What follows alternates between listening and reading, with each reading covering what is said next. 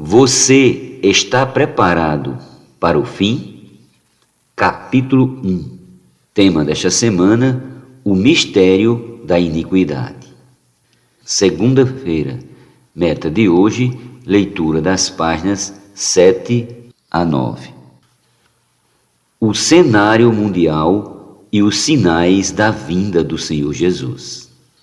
Há cerca de 2 anos eu estava lendo a Bíblia e fiquei impressionado com um trecho registrado em Mateus 24, do 3 ao 13.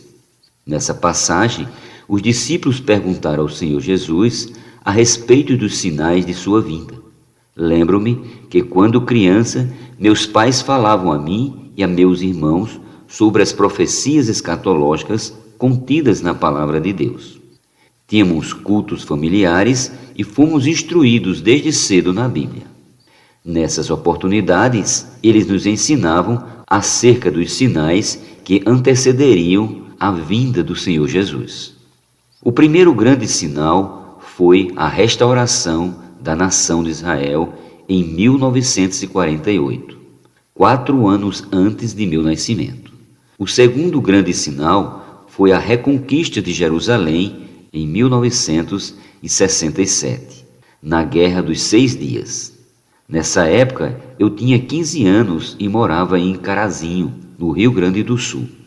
Lembro que íamos para a escola com o nosso radinho de pilha e o professor dava aula com seu radinho ligado em baixo volume. Quando ouvimos a vinheta do plantão de notícias, o professor interrompia a aula e nos chamava para, em volta do aparelho, ouvir as notícias. Foi assim que, por 6 dias, acompanhamos a vitória estrondosa de Israel sobre todos os países árabes à sua volta. O terceiro grande sinal relacionado com Israel será a reconstrução do templo em Jerusalém, que ocorrerá às portas da segunda vinda de Cristo. Os judeus já prepararam todo o material necessário para essa construção e estão aguardando a solução do único impedimento, a esplanada das mesquitas, situada no Monte do Templo, Monte Moriá, onde estão localizados o Domo da Rocha e a Mesquita de Al-Aqsa, lugar aproximado em que ficava o antigo templo ao qual os judeus não têm acesso. O lugar exato ainda está em discussão. Hoje, o Muro das Lamentações é o lugar mais próximo dos Santos do Templo de Salomão, onde os judeus oram diariamente. Não sabemos como nem quando será a reconstrução do templo, mas uma vez que é necessário que ocorra para que se cumpra a promessa da vinda do Senhor Jesus. Esse assunto merece nossa atenção. Os cristãos devem estar atentos aos acontecimentos no cenário mundial. Muitos estão preocupados apenas com as notícias esportivas, mas ao ler os jornais é necessário atentar especialmente às matérias relacionadas ao Oriente Médio e à Europa. Tudo o que está ocorrendo no mundo mostra a proximidade da vinda do Senhor. O fato da política norte-americana atual ser isolacionista tem a ver com o cumprimento das profecias, pois para o anticristo se manifestar é necessário que a Europa tenha um lugar de permanência.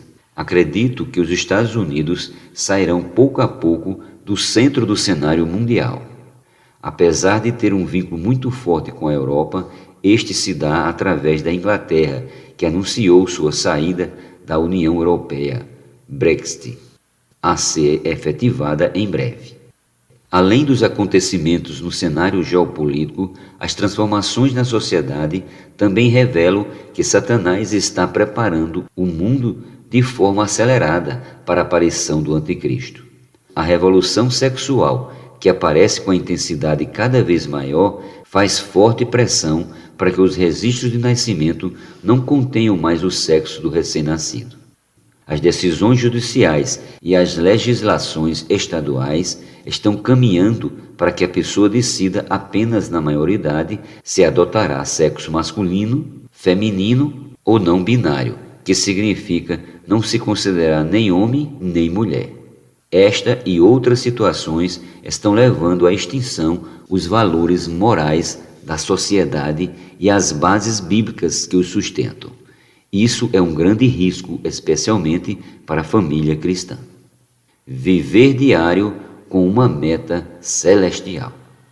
Todo esse quadro indica que o que permeia o mundo em que vivemos é o que a Bíblia chama de mistério da iniquidade. 2 Tessalonicenses 2,7. É como se o Senhor dissesse: estou chegando, a vinda do Senhor está muito próxima e temos pouco tempo para nos preparar a fim de nos encontrarmos com Ele. Isso não significa que não devemos fazer planos e traçar estratégias para a nossa vida pessoal e profissional.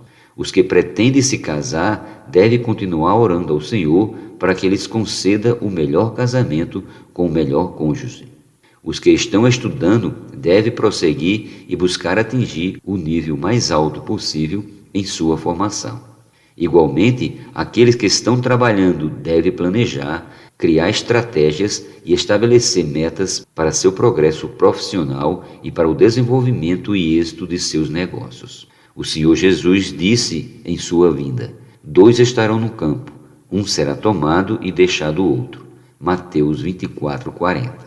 Ele não disse que estarão à toa, olhando para o céu e esperando por ele. 2 mulheres estarão trabalhando no moinho, preparando alimento. Uma será tomada e deixada a outra. Mateus 24:41. Isso indica que o teste de nossa vida cristã ocorre em nosso viver diário. Devemos viver normalmente, mas sem perder o foco no objetivo de nossa existência. Estamos na Terra apenas para ter uma vida boa e adquirir tudo o que queremos? Certamente não. Recebemos a comissão celestial do Evangelho do Reino. Somos bem-aventurados por levar essa incumbência conosco em todas as atividades que realizamos no campo ou no moinho de nossa vida.